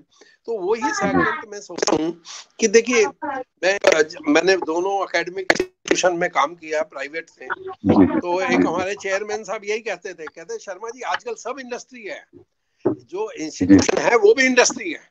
बिल्कुल सर। हाँ, आप इंडस्ट्री को सिर्फ प्रोडक्ट ना कहें, स्टूडेंट्स हमारे प्रोडक्ट हैं एकेडमिक इंस्टीट्यूशन के, तो उस प्रोडक्ट में सारी क्वालिटी होनी चाहिए।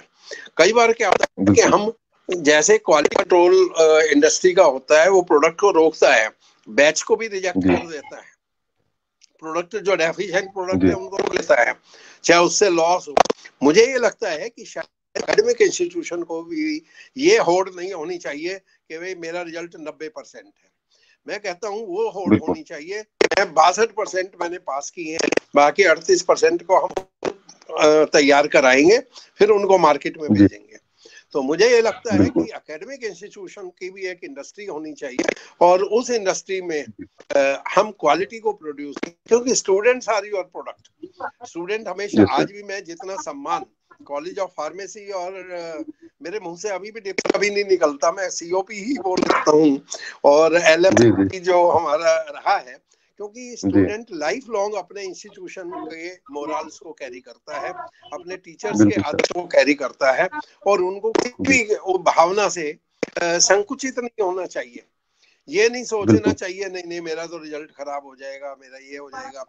जी मैं जब जी हायर सेकेंडरी में हमने अपना इंटरमीडिएट और हायर सेकेंडरी होता था उस टाइम में वो पास किया, तो आप बिलीव करेंगे जी 72% जिसके मार्क्स आते थे वो अखबार फोटो जी। आती थी, and they used to be topper in CBSE, right. Yes sir. और यस सर। आज की डेट में हमारा एजुकेशनल क्राइटेरिया ये है कि 99% और 98% नीचे दिल्ली यूनिवर्सिटी या बॉम्बे यूनिवर्सिटी कहती है जी एडमिशन नहीं होगा। तो हम क्या बिल्कुल बिल्कुल। बनाना चाह रहे हैं, मतलब क्या हम कंप्यूटर सिस्टम जनरेट करना चाह रहे हैं, या हम प्रैक्टिकल ओरिएंटेशन देना चाह रहे हैं एजुकेशन को, कि भाई वो उसने कोई बुक तो नहीं बनना, उसने जी जी गूगल तो नहीं बनना, और गूगल बन भी जी। गया तो कितने लोग उसको यूज कर लेंगे। तो होना ये चाहिए कि बिल्कुल सर। हमारा एजुकेशनल प्लेटफॉर्म है उसमें हम प्रैक्टिकल ओरिएंटेशन को ज्यादा एस्टेब्लिश करें, और उसके लिए बिल्कुल हमारे जो टीचर्स हैं उनका एक्सपोजर होना चाहिए। फ्यूचर बिल्कुल सर। बहुत अच्छा जी है। मैं जब सिटी में था तो वहां जालंधर से हमारी प्लेसमेंट कंपनीज आती थी। जी अलाइड, मैं आपको बताता हूँ अलाइड हम कैसे डेवलप कर सकते हैं। हमारे जी दो स्टूडेंट जो थे वो बी फार्मा के साथ में कंप्यूटर प्रोग्रामिंग का प्रोग्राम करने लग गए, राइट। जी और जी जब इंजीनियरिंग कॉलेज में प्लेसमेंट के लिए कंपनी आई, कन्वर्जिस आई है, तो जी इंजीनियरिंग स्टूडेंट्स की सिलेक्शन हो गई, लेकिन उनको प्रॉपर स्टूडेंट नहीं मिले। तो जी हमने अपने स्टूडेंट थे उनको प्लेस करवाया, because they already had knowledge and skill. तो उन्होंने कहा जी जी आपको 4 साल का ग्रेजुएशन चाहिए, वो तो हमारे पास फार्मा का है, और ये जी हमारा कंप्यूटर प्रोग्रामिंग में हमने ये अलाइड कोर्स किए। तो दे वर जी। Selected converges also in the software development. तो देखिए स्कोप ऑफ बिल्कुल। द जॉब बहुत ज्यादा होता है। और जब फार्मा ग्रेजुएट जी जब सॉफ्टवेयर डेवलपमेंट में जाता है तो वो इंडस्ट्री के लिए बहुत जी सारी चीजें डेवलप कर सकता है, क्योंकि उसको फार्मा की भी नॉलेज हो गई बिल्कुल है और उसको एप्लीकेशन स्किल की भी बहुत अच्छी नॉलेज हो गई है।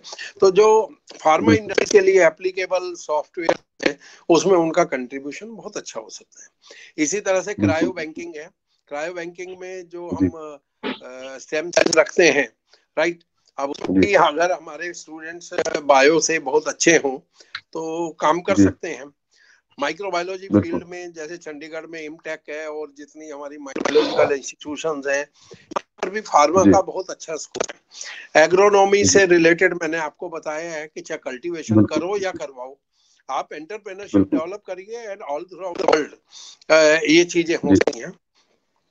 बिल्कुल। मैं आपको ये बताता हूँ कि इंडिया भी ग्लोबल इंडेक्स में कंट्री ऑफ द प्रायोरिटी है फॉर द प्रोस्पेक्टिव्स, और उसमें ये है कि जो हमारी प्रोडक्शन वैल्यू है जी और कंपैरेटिव क्वालिटी है, क्वालिटी हमारी ग्लोबल लेवल पर है, एंड कॉस्ट ऑफ द जी production and cost of the research is only जी 40% ऑफ द एडवांस्ड कंट्रीज। इसीलिए बहुत सारी मल्टीनेशनल कंपनीज आज जो हमारे से कोलैबोरेट कर रही हैं, अपने R&D जी सेंटर यहाँ डाल रही हैं, CROs यहाँ पर हैं, राइट। चाहे वो जी क्वेस्ट का है या वो IMS ग्रुप का है, आईका का है, राइट। जी अमेरिकन बहुत सारी कंपनीज हैं, ब्रिटिश हैं, जर्मन से हैं, राइट, फ्रांस से जी हैं। उन्होंने अपने जी यहाँ पर दिल्ली, बॉम्बे, गुड़गांव, नोएडा इस रीजन को बहुत अच्छा उन्होंने डेवलप किया है। और जी US FDA के अप्रूव्ड प्लांट्स यहाँ पर प्रोडक्शन के लिए लगाए गए हैं, क्योंकि जो बिल्कुल। हमारा एजुकेटेड स्किल है वो जी कंपैरेटिवली काफी इकोनॉमिकल है। इंटेलेक्ट बहुत अच्छा बिल्कुल। है। इंटेलेक्ट इज मे बी बिल्कुल। Better than many of the developed countries also, we are proud being Indian. जी एंड जी जो कॉस्ट ऑफ द प्रोसेस है वो हमारी कंपैरेटिवली जी बहुत कम है। तो India is definitely a place of the priority in the global index, और जी आने वाले टाइम में ये ज्यादा बढ़ेगा। जी बिल्कुल सर, आपके अनुभव आपने साझा किए, इस हिसाब से हमारे जो आने वाले फार्मेसी फैटर्निटी का जो फ्यूचर है उसके लिए बहुत सारी जी अपॉर्चुनिटीज, फॉरेन इन्वेस्टमेंट और फार्मेसी फील्ड में एक बहुत ही अद्भुत आयाम आगे चल के मुझे ऐसा लग रहा है कि आपके जो वर्ड है उसके हिसाब से बहुत सारा चीजें उनको प्राप्त होने का चांसेस है, तो दे जी, will also get thank you. Beneficial to all all kind of opportunities in pharma field.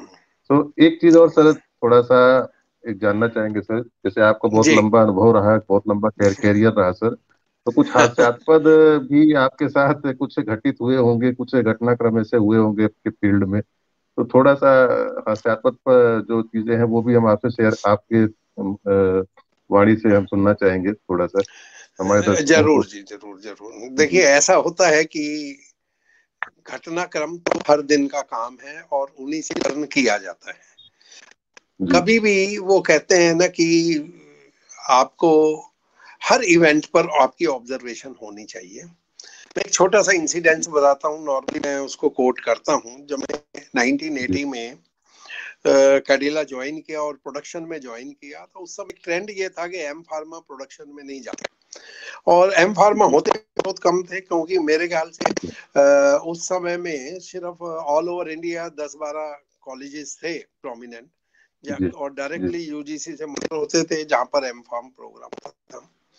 तो जब मेरी जी प्लेसमेंट हुई, तो मेरे से जो सीनियर थे, मैं उनको हमेशा सीनियर ही कहूंगा, जी हो सकता है कि वो बी फार्म थे, और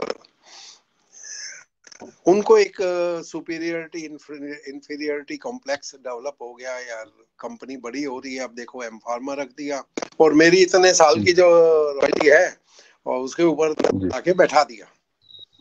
जी तो वो थोड़े से मेरे से जरा कॉम्प्लेक्स में धीरे धीरे रहने लगे। लेकिन जी मैं आज भी उनको अप्रिशिएट करूंगा कि उनका टेक्निकल स्किल जी एक्सीलेंट था। मतलब जी अप्रिशिएबल नहीं, एक्सीलेंट। मतलब इतने जी गुड़े हुए थे। तो मैं भी सीखना चाहता था। देखिए, डिग्री से इंडस्ट्री या प्रोडक्शन या मार्केटिंग नहीं चलती। तो बिल्कुल मैंने एक दिन उनसे बात की, मैं ऐसे ऐसे नाम डिनोट करके, मैं ये ऐसा है, रिस्पेक्टफुली मैं काम करना चाहता हूँ जी और आपसे काम सीखना है मुझे। बोले, जी आपको क्या जरूरत है काम की, आप तो मैनेजरियल हैं, एम फार्मा क्या हुआ है ये वो। तो मैं कहा, आप इस जी चीज को छोड़ दीजिए, आप ये बताइए जी कि मैं काम कैसे सिखाओगे मेरे को। जी तो बोले, जी पहला काम ये करना, आप 6 महीने जी के लिए अपनी एम की डिग्री को ताले में बंद करके रख देना। मतलब जी आप अपने दिमाग से ये निकाल देना कि आपने एम फार्मा किया हुआ है। बिल्कुल ये पहला लेसन था, और मैं आज तक याद रखा हूँ 40 साल बाद भी। वो बोले, जी आप काम तब सीख सकते हो जब आपके माइंड में एक फ्रेशनेस हो, सिर्फ लर्निंग की, इस चीज का बिल्कुल अहम ना हो कि मैं तो इतना पढ़ा लिखा हूँ, ये तो लेबर है, और ये तो ऑर्डिनरी अंडर ग्रेजुएट है, और ये तो ये है। बोले, जब तक वो जी चीज रहेगी आप अपने, और मैं इस चीज से बड़ा सम्मान करता हूँ, भारी हूँ उनका। और फिर जी उन्होंने मेरे को जो कंप्रेशन मशीन्स के बारे में बताया, ये बताया, ऐसे ऐसे एक्सपर्ट लोग इंडस्ट्री में काम करते हैं। हमारे एक ऑपरेटर होते थे, मैं उनका नाम जरूर लूंगा, वीसी पटेल करके थे। जी वो मशीन जब सेट करते थे तब वजन लेते थे, और बाद में मशीन की आवाज से, कंप्रेशन मशीन की आवाज से वो ये जानते थे कि मेरी मशीन में वेट वेरिएशन आ रहा है या नहीं आ रहा। हमारे इन प्रोसेस कंट्रोल के इंस्पेक्टर आते थे, हमें डर लगता था बीइंग रिस्पॉन्सिबल पर्सन कि यार कहीं वेट जी वेरिएशन निकल आया तो हमारे को एक मीमो आ जाएगा, राइट। जी लेकिन वो कहते थे, सर कोई है, लेने दो सैंपल। तो जी ये एक्सपर्टाइज इंडस्ट्रीज में डेवलप बिल्कुल होती है, प्रैक्टिकल जी एक्सपोजर से डेवलप होती है। जैसे एक गाड़ी का जी ड्राइवर होता है, एक हम जी लोग गाड़ी चलाते हैं, और एक प्रोफेशनल ड्राइवर गाड़ी चलाता है, जो कि गाड़ी की जी आवाज से बता सकता है कि गाड़ी कितनी सही चल रही है या नहीं चल रही। और हम बिल्कुल लोग तो तब हमें पता चलता है जब ब्रेक डाउन में आ जाती है। तो बिल्कुल मेरा ये बिल्कुल मानना है कि जो लर्निंग है प्रोसेस, ये कभी रुकना नहीं जी चाहिए। चाहे वो टीचर के बिल्कुल लिए हो, चाहे वो स्टूडेंट के लिए हो, चाहे वो डायरेक्टर के लिए हो, चाहे वो मैनेजमेंट के लिए। बिल्कुल बिल्कुल मैं बिल्कुल during the course of my career, मैंने जरूरत के हिसाब से अपने आप को मोल्ड करता गया। मैंने प्रोडक्शन में काम किया, और जब कैडिला में मैं काम करता था तो टैबलेट डिपार्टमेंट में काम करता था। उसके बाद रेनबैक्सी में आया तो मैं एम्पिसिलिन ब्लॉक में कैप्सूल्स और डाई सिरप ब्लॉक था उस समय में, वहां करने लगा। फिर वहां से मैंने अपने को शिफ्ट किया स्टेराइल वाइल की तरफ। बहुत सारे लोग ऐसे होते हैं जो अपने करियर में, आई नो देम प्रैक्टिकली, वो ये सोचते हैं यार एक कुर्सी मिल गई, एक नौकरी मिल गई, कोई बात, घर चलता रहेगा। हम में ये जील होना चाहिए कि how do we expand our exposure. उसके बाद में मैंने प्रोडक्ट डेवलपमेंट में काम करना शुरू किया, और जब प्रोडक्ट डेवलपमेंट में शुरू किया तो मैं मार्केटिंग के साथ में जुड़ा, क्योंकि मार्केटिंग जो है वो रिसर्च की लीड है। मार्केट की क्या जरूरत है ये R&D को पता होना चाहिए, और R&D इम्प्लाइड करके प्रोडक्शन में लेकर आए। और उससे मैं ग्रेजुएट धीरे धीरे अपने आप को on the techno marketing part अपने आप को डेवलप करते हुए चला गया, और एमिल में हमने काफी उसमें कंट्रीब्यूशन किया। और I feel that we are, it's a team work, और with the dynamic directions of our chairperson and founder managing director Shri के शर्मा जी, our scope, उन्होंने देश में विदेश में, चाहे हमारे से कंसर्न है, डिपार्टमेंट है या नहीं, अरे शर्मा जी सीखो, बैठ जाओ, ये भी सीखो, ये भी सीखो, उससे हमारा एक्सपोजर बढ़ता गया। तो लर्निंग और लर्नर एटीट्यूड जो है, लर्निंग प्रोसेस कभी नहीं रुकना चाहिए। ये एक मेरी तरफ से सभी स्टूडेंट्स के लिए एडवाइस है। कभी स्टैग्नेंट वाटर की तरह नहीं रुके, चलते जाओ। आपको पेन होगा, आप में देखिए, जब भी आप किसी ऑर्गेनाइजेशन में जाते हैं, पॉलिटिक्स तो होती है, जब हमारी संसद में इतनी बड़ी पॉलिटिक्स होती रहती हैं, राइट, हर रेगुलेटरी बॉडीज में भी हम सुनते रहते हैं, भाई ये हो गया, ये हो गया, उसका करिकुलम में ये कमी रह गई थी, ये अच्छा हो गया था। तो वो हमारे that become the part and parcel of the life and the professional career. लेकिन उससे डिस्करेज नहीं होना है, वो है अपने आप को लर्न करना है, अपने आप को मॉड्यूलेट करना है, और एंथुसियाज्म से अपने आप को डेवलप करते जाना है। ये मेरी एक सुझाव है हमारे जितने भी अपकमिंग फार्मा प्रोफेशनल्स हैं उनके लिए। एडमेंसी से कभी कोई डेवलपमेंट नहीं होती। बहुत सारे लोग ये नहीं, मैं तो ये चाहता था, और फिर वो अल्टीमेटली उनमें से हो सकता है 1% लोग बहुत सक्सेसफुल हो जाए, but that can not be the generalised feel. Sir ये आपका आशीर्वचन है हम सबके लिए sir. We are also learner, हम भी सीख रहे हैं सर, हमारे फ्रेटर्निटी के लोग भी सीख रहे हैं सर। तो learning is a continuous process sir, हम लोग हमेशा सीख रहे हैं। आप लोगों के प्रेरणा स्रोत है सर, आप लोगों के मोटिवेशन से हम लोग कंटिन्यू आगे बढ़ते जा रहे हैं सर, आप लोगों के राह दिखाते हुए। हाँ, मैं एक और छोटा सा इवेंट बताऊंगा, जैसे लर्निंग का किया। रेनबैक्सी काम करते हुए मुझे लगा कि नहीं भाई, थोड़ा सा प्रोफेशनल एनवायरनमेंट यहाँ बहुत है, तो I entered into the post graduate diploma in business management in 1985। और उसके बाद में चलता रहा, रूटीन रहा। तो कुछ टाइम मैं एमिल में इंटरनेशनल मार्केट से जुड़ा हुआ था और काम कर रहा था। तो coincidentally in the year 2002 and 3 MD university से एक मैंने एडवर्टाइजमेंट देखा, जो एग्जीक्यूटिव डेवलपमेंट प्रोग्राम था सैटरडे संडे के लिए, और masters in global business management का वो करिकुलम उन्होंने लिया। तो मैंने उसमें भी अप्लाई कर दिया, and by that time I think I was around 45 years of age, 47 48 में। अब जो हमारे टीचर आते थे पढ़ाने के लिए फिनेंस मैनेजमेंट में, बाकी तो हम मार्केटिंग तो कर लेते थे, फाइनेंस हमारे को आते नहीं थे, हमने कभी कॉमर्स पढ़ी। तो वो हमेशा वो मेरे को सर बोलते थे, मैं उनको सर बोलता था। तो मैं कहा जी आप तो सर ना बोलो, मैं स्टूडेंट हूँ उनका। कहते नहीं सर, मैं तो आपसे सीख लेता हूँ बहुत सारी चीजें, तो जो आप इंडस्ट्री अप्लाइड चीजें बताते हैं। तो इंटरेक्शंस काफी अच्छी होती थी। तो कहने का मतलब ये है वी शुड बी ओपन। हमारे को कोई चीज में अपने वो नहीं रखना है, किससे सीखना है, क्या सीखना है, ठीक है। Because he was a young fellow, वो बहुत अच्छा मेरे को सिखा सकते थे। उस समय लैपटॉप वगैरह भी आ गए थे, और नहीं सर इसको आप को ये ले लो, ये साइट, ये लिंक आप रेफर कर लीजिए, ऐसा। तो कहने का मतलब ये है कि हमारे को किसी चीज की एक रिजिडनेस नहीं होनी चाहिए, नहीं कोई क्या कहेगा इसको, तो वो नहीं है। हम क्लास में 50 साल की एज में भी क्लास में बैठकर स्टूडेंटशिप में अपना कर लिया, क्योंकि हमें लगा कि नहीं भाई हम लर्न कर रहे हैं, तो लर्निंग एटीट्यूड है वो अपने आप में बहुत इम्पोर्टेंट है। बिल्कुल सर, बिल्कुल सर। बहुत ही सर के अनुभव साझा, सर ने अपने बहुत ही एक विशाल कैरियर का अनुभव हमारे समक्ष बहुत ही कम समय में साझा किया है। तो सर आपका बहुत बहुत धन्यवाद। सर के अनुभव से हमें दो तीन बातें बहुत अच्छी समझ में आई, हमेशा जो हमें फॉलो करनी चाहिए। सर के जो अनुभव साझा किया सर ने कि आपको हमेशा सतत लर्निंग प्रयास करना चाहिए, हमेशा सीखने की कोशिश करना चाहिए, वो चाहे छोटा हो चाहे बड़ा हो। फिर दूसरी सर ने एक बहुत अच्छी बात करी कि नेचर के थ्रू हमें नेचर से हमेशा जुड़ के काम करना चाहिए।